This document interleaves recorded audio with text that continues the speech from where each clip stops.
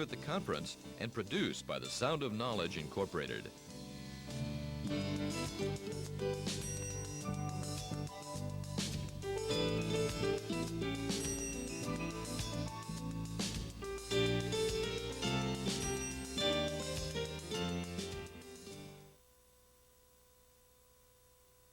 Writer. He writes for information security now, so you might have seen his articles there. He's an excellent speaker, and believe it or not, I think 13 years he was a priest for 13 years, and so he has this magical ability to synthesize ideas and concepts. And I often tell this funny joke about Richard, which he probably hasn't heard, and that is, if I say the stuff that he says, I'll sound like a raving lunatic. But you just listen. When he's talking, he won't sound like a raving lunatic. It'll make sense. And you'll sit there and your brain will expand.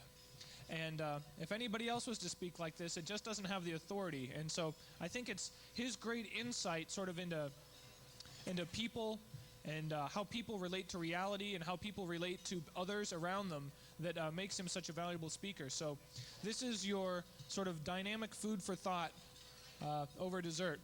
So with that, Richard Thieme.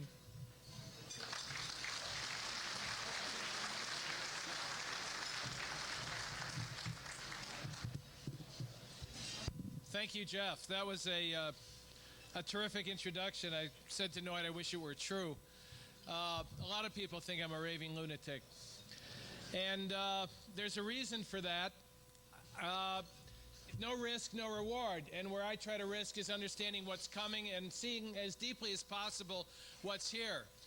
And these days, the name of that game is the network. And it has been for a number of years. It has been a privilege.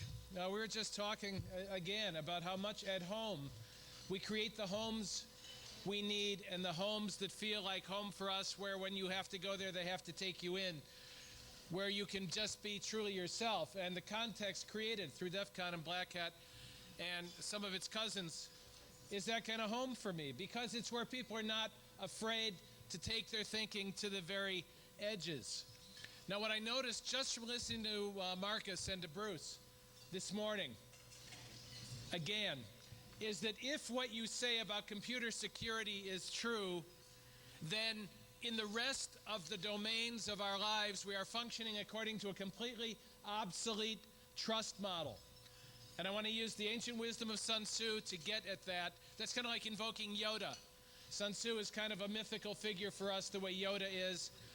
And actually, some of what Yoda said came from Sun Tzu. And I'm going to start with a quote from Sun Tzu. The most important factor in war, he said, is moral influence, by which I mean that which causes the people you lead into battle to be in genuine harmony with their leaders, so they will accompany them unto life and unto death without fear of mortal peril. Now, the network that you described has become the infrastructure of the world in and through which everybody must function today. You cannot avoid functioning in and through the network. The symbiotic relationship between human beings and this sensory extension that you can call the network or the internet or call it by whatever momentary metaphor you want, the symbiotic relationship is now absolute. We have been assimilated. And it began when we began to program the network to think in ways we thought we wanted it to think. And now the network itself, everywhere I go in businesses to do consulting, the network is programming people to think the way the network thinks. You take on a culture in a company and you take SAP on the other hand, and you tell me which one is going to win the battle for the minds and hearts of the people. SAP is going to win, because if you do not learn to think the way it wants you to think, you cannot function in the symbiotic relationship to which it is necessary. So the symbiotic relationship has already happened. Our identity, and this is the push part at the outset, our very identity as human beings, this is going to get into Blade Runner territory, is determined by our technologies. Our identity is determined by how we come to think of ourselves as possibilities for action in the world, and that comes directly from our technologies. Nietzsche observed long ago that human beings cannot exist without language, and language is a social phenomena.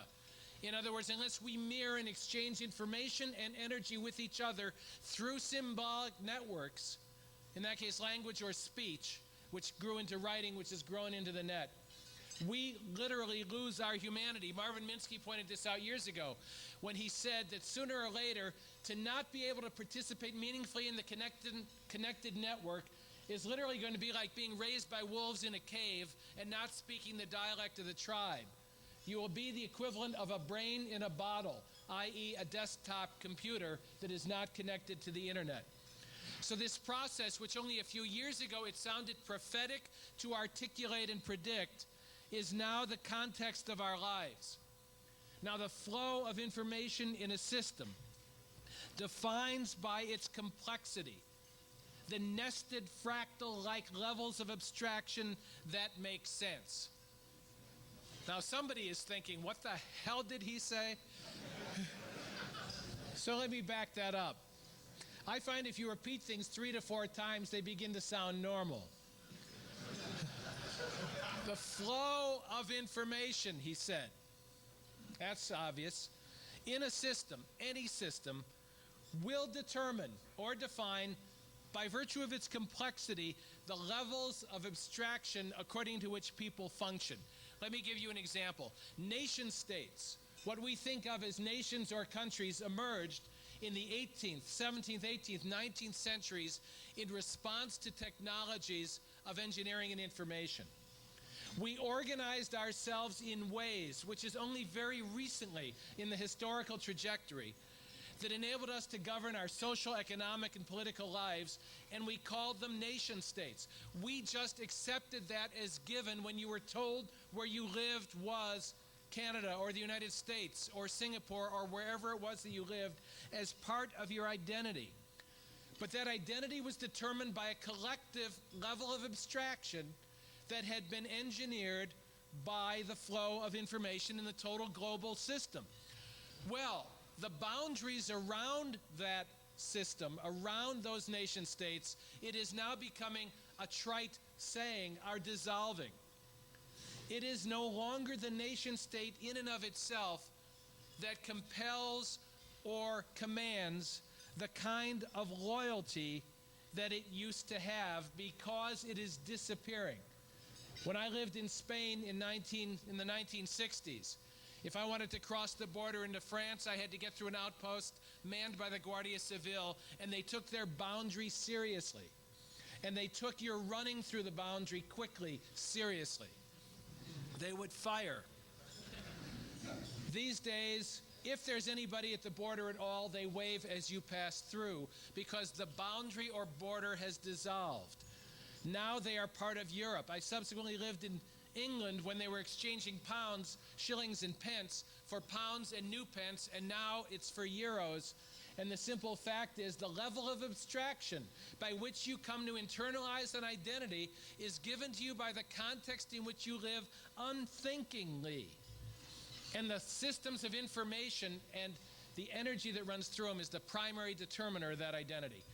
When a guy named Caxton took the printing press with movable type to England in the 1470s, about a generation after it was invented, the biggest decision they had to make was which of the many equal and competing dialects used in the British Isles they would use for printing material, because the dialect would become the dialect of the larger tribe. And he said, and it could have been said yesterday, when I look back in my childhood and how I thought about reality, he said, it is so different from what is true now that I cannot believe I am in the same place. And in fact, he said, I am not, because now we are learning to become what we call English. Now, for decades now, new global and transglobal entities have determined the economic and political reality in which we live. Let me just use Bechtel as an example. Is anybody not familiar with Bechtel? If you've seen James Bond films, there's usually Ernst Stavro Blofeld. Well, that's kind of like Bechtel. Just use that as an example or metaphor to hold in your mind. You can get information about the agencies of our government using the Freedom of Information Act. You cannot get information about Bechtel using the Freedom of Information Act. You just try to get onto their premises or get into the website. And yet no company, perhaps, is more responsible for building the infrastructure of the world and therefore engineering its political and economic realities than a company like Bechtel. We are in transition from believing we live in countries to recognizing that we live in a network of transglobal entities that we can call global corporations but do not yet really have names that are familiar to us. And that's why it's so easy in the hacking area, that is the true hacking area, the area of penetrating and exploring the network, to posit a big brother, 1984 Orwellian-like, as if the real enemy is Big Brother. In fact, there is no Big Brother. The real enemy, as Neil Stephenson said at Computers, Freedom, and Privacy, is never the one we think it is. The true centers of power and those who hold power are not going to reveal their hand or reveal themselves so obviously if they have anything to do about it. Now, that's just background. Now, since 1945, something else has been happening. What we customarily call the intelligence communities have evolved in a way parallel to but separate from the power structures that gave them their original being. Before World War II, we did not have much of an intelligence presence in the world. After, our presence is ubiquitous.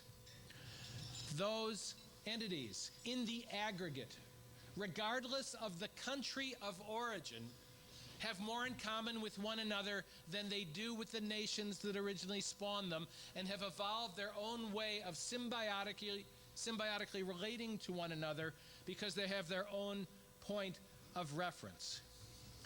Now, what has this resulted in? For some people, the confidence that they know what is going on has completely eroded. The image of the hacker in the popular mind. A hacker is someone who shares with great scientists a passion for knowledge, an obsessiveness that keeps you up all night, night after night, great daring and unconventionality and willingness to cross boundaries in order to know what you need to know in order to build the big picture. This is a truly heroic image because more and more the consensus reality of the nation state is disintegrating. Back to Sun Tzu.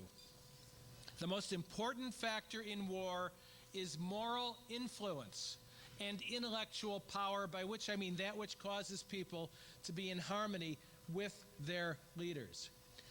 If people fall out of harmony with their leaders and become cynical and disinterested, which is one of the things that is an inevitable consequence of the disintegration or transformation of economic and social structures, then they will not believe what that entity is telling them, and that entity will not command their loyalty. Timothy Leary, a great hero to many people, once observed, "You can never find out what's happening from the company bulletin or from the adult press. The evolutionary truth, what is really happening, always comes from outcasts." And I know as a consultant that when I go into a company, the best place to get the true picture is from the first person you talk to, a receptionist or a security guard, who people think is doing nothing but hanging around and doing a menial job, but who is in fact observing the entire system and how it really works. Once I was trying to get into a communication company to reach a real person. It took about 2 weeks to get through voicemail. When I finally got a person on the phone, I exploded, and I said, "You know, you're a communication company, and you're really not getting it right." And she said, "You're right. We made a big mistake. We fired way too many people way too fast. And you know what we found out?" she said. I said, "What?" She said, "We found out the people are the network. We thought we could just plug new people into the network, but the modular learning that each human component, in effect," she said, "had could not be replaced or easily imitated. And therefore, we had sabotaged the network ourselves by causing it to dysfunction, by getting rid of too many people too fast." As soon as she kicked me upstairs to her supervisor and I repeated what she said, he said, "That's ridiculous. She had no right to say that. That's not what happened. The higher you go up the hierarchical ladder, the more the allegiance to the fictional or mythical truth of the corporation or entity. And therefore, the truth is usually told at the lowest levels where somebody has infinite time to observe and no negative downside for simply telling you the truth. Okay, so the map itself is dissolving. I'm just trying to make this point. To secure an electronic network, even to secure its perimeter absolutely, and to build concentric rings of increasingly air-gapped networks inside those networks. If you ignore the larger trusted network of human beings that come and go as they please, is not going to accomplish anything really if the purpose of securing the network is to secure the knowledge that the network holds or contains. In other words, the kinds of seminars, workshops, keynotes you're going to attend at conferences like this are in part designed to reinforce the belief that securing the electronic perimeter will secure the entity that is at risk. And yet, all you hear in the hallways, I mean, how many bulletin boards are out there for resumes? I mean, how many people are looking for a new job? Everybody, nobody. It's the most fluid work environment that has ever existed in the world. And so can you take the head of the person? Can you take their proprietary knowledge? Can you really constrain it and keep it when they leave? I don't think so. So how do you secure the larger network? That's what I mean by nested levels, the fractal-like nested levels, from the electronic network up to the human beings that it represents and who must be maintained. Well, when people interact with computers, they always project onto them the qualities of human beings. I love a study once done on teamwork, in which they took a computer and put a red band around it and then gave a group of people a red armband to work with and said, you and that computer are one team. And then they took another group and they gave them a blue band around the computer and a blue armband, you're one team. And then they did evaluations of the efficacy of the computers afterward, the networks, and they found out that those who used the red computer and were on the red team thought it had, it was faster processor, more user-friendly, did a much better job, etc. In other words, you immediately project onto the members of your team qualities of leadership. They're smarter, they're faster. This must be an ancient, deep, primordial, tribal projection that we did. And yet, if you don't know to what group you really belong, or to what your loyalty is ultimately going, how can you function the way Sun Tzu said both leaders and followers have to function? All warfare, Sun Tzu said, is based on deception. Warfare today is global, ubiquitous, and unceasing. Warfare is the state of being of power entities on our planet. Therefore, what we call wars traditionally are merely weapons in war. The way Vietnam was lost was a victory. Only now, a generation later, is Vietnam being allowed to begin to approach, hand in hand, the global economic community in order to find its way. The lesson of Vietnam is that the punishment still belonged to those who could isolate and neutralize what had looked like a victor. Hanging the heads of the vanquished and the victim on spikes at the cities of the global gate is exactly the kind of advice you heard from Marcus this morning in terms of dealing with hackers / terrorists / script kiddies. The fusion of mass media and disinformation and political surveillance and social control and entertainment and infotainment and global corporate interests, I wrote, is nearly absolute. We live inside a simulated circus in which the images of the wild animals are all around us, but they insulate us from the real harm of simulation itself. Sun Tzu said, you must know yourself and you must know the mind of the enemy, because all strategy is directed at the mind of the enemy. And Sun Tzu wrote extensively about the use of spies, counter-spies, surveillance, and intelligence networks. He saw that war was something created in the minds of the enemy and the victor alike, and that the person who could manipulate the images of power could break the will of someone else to fight. I've used this as an example before because I think it illustrates so well who holds the power in the world. When the United States was fighting in Somalia, our will to fight was broken ultimately not by any actual battle because our firepower was overwhelming, but by an image of Rangers being dragged through the streets surrounded by the cheering enemy. In other words, the weapon that fired the final shot was a 30-second video clip. Now, I know that some of you are here who were there or who knew people who were there, so you have a good sense of whether that clip was real. But most of the audiences I ask have no idea whether, in fact, that video clip was real. We never again made the mistake we made in Vietnam of letting people with cameras get up close. Those of you who have seen the pictures from the Gulf War have seen the horrific images of destruction and death. Know that they have never been shown in the circuitous wraparound surround sound environment which manipulates how we think of ourselves and our very identities. The expert said Sun Tzu, like a good hacker, leaves no trace.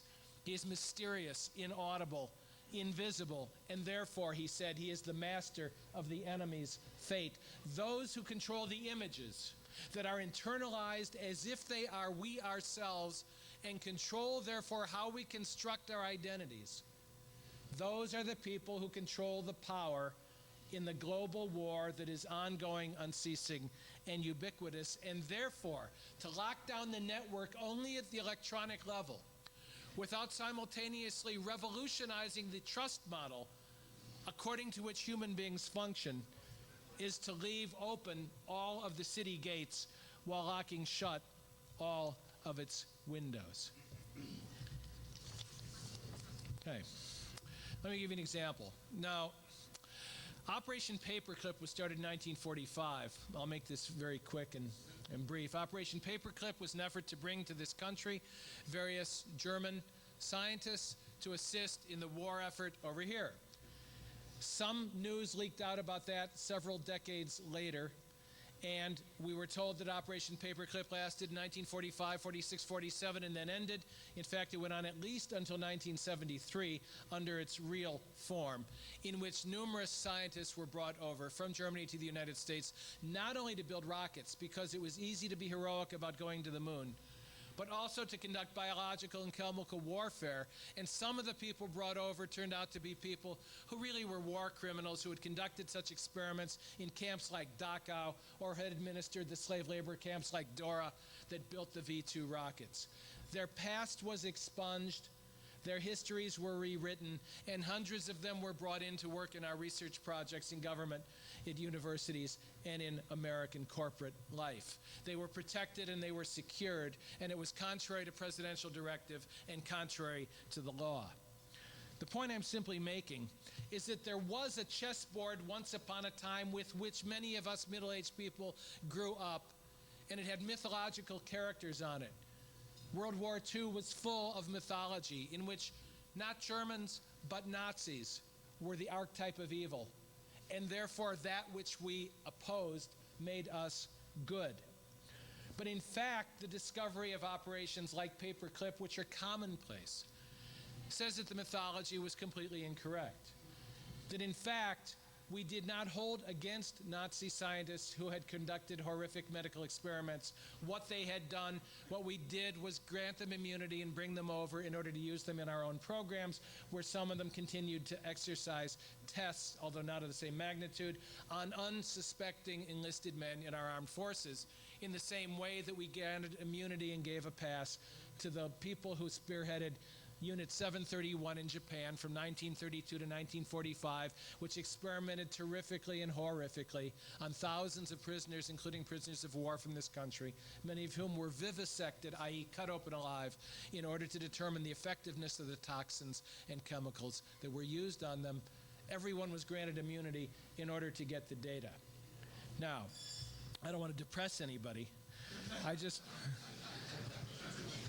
want to say that if you live with that reality, either you become hard-nosed and realistic and you live in Chinatown, where nobody knows what's going on in Chinatown. But if you want to live according to the identity that once gave form, structure, possibility, and purpose to your being, then you need to have a chessboard that is not dissolving quite so rapidly. You need to know who is who, and in the digital world, the nested levels of construction of identity are no longer in our own hands. So you may think you know the name of the corporation for which you work. The purpose of this talk is simply to say you don't and you can't. At a place recently where I gave a talk to senior investment people, another speaker discussed the emergence of a transglobal sector of stocks that had to be tracked as if they were a totally different entity. And he was just giving testimony to what I'm saying, that the emergent realities of the digital world are giving birth to new entities. He called them transglobal, but what he meant is that there are companies, oil companies, for example, that literally are not grounded in any particular country, do not live here and have branches there, but genuinely float above the whole world, creating a new transglobal structure, and we don't know yet how to give names to that kind of social or economic or political structure. We are living according to identities that were created by the printing press with movable type, and yet the digital world is causing us to have to watch them disappear before our very eyes.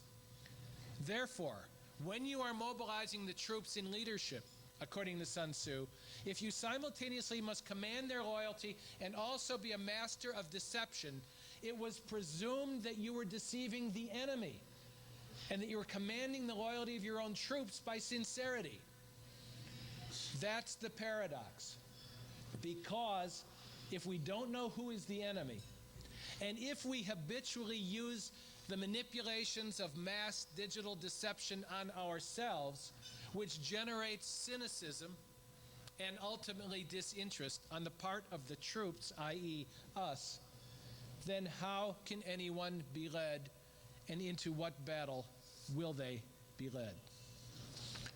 The digital world is interactive, it is modular, and it is fluid.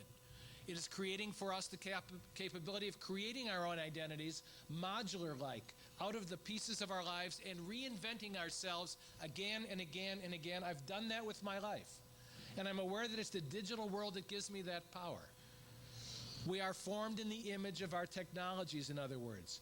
And modular identities mean we have to know most basically and essentially who we truly are in order to create these identities again and again in a serial fashion, and then how to manipulate the personas in order to have credibility so that it makes sense to other people when we speak.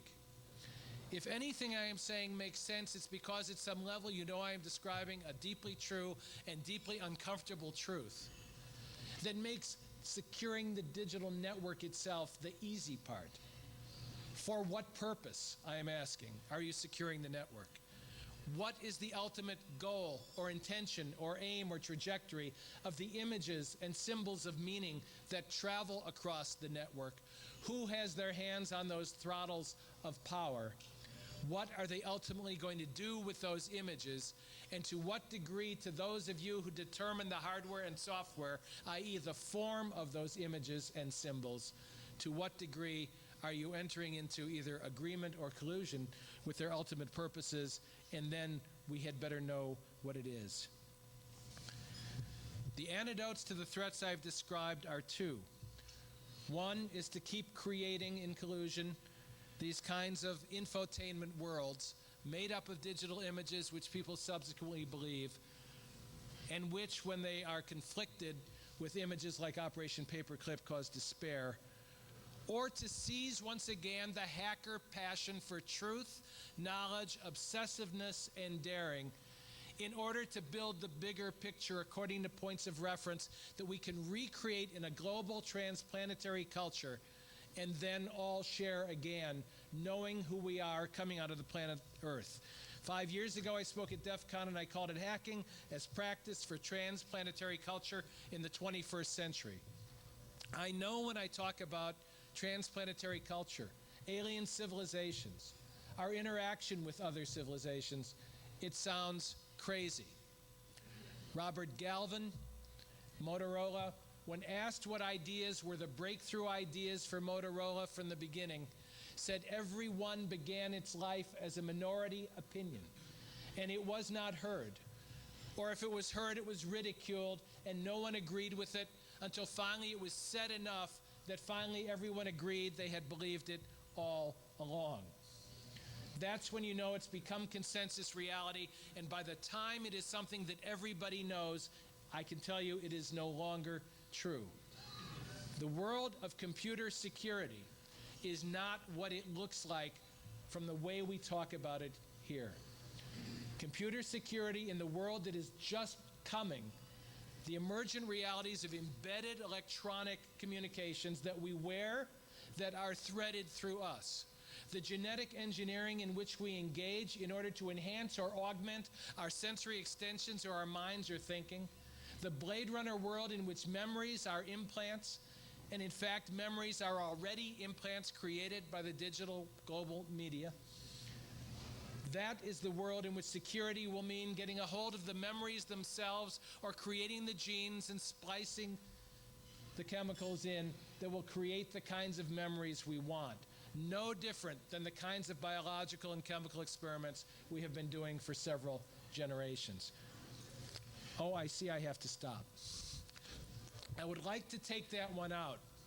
I'd like to go out as far as I could with it, because what is right there when you talk to the people doing the cutting edge research, transplanetary culture, genetic engineering, and new modalities of communication and information that are worn, are in us, are embedded in us, and are all around us. This is going to create a security an entirely different world, an entirely different challenge, because the very definition of what it means to be a human being is going to be changed at the moment we begin to wrestle with those real issues. I'm just trying to give you something to think about as you move from seminar to seminar, as you go back to your work. The big picture is so much bigger than we dare to know. Somehow find a moment to keep it in mind, constantly question your ultimate loyalties, and look at what securing the network is really securing and on whose behalf. I have no answers, but as long as I'm alive, I want to just keep asking questions.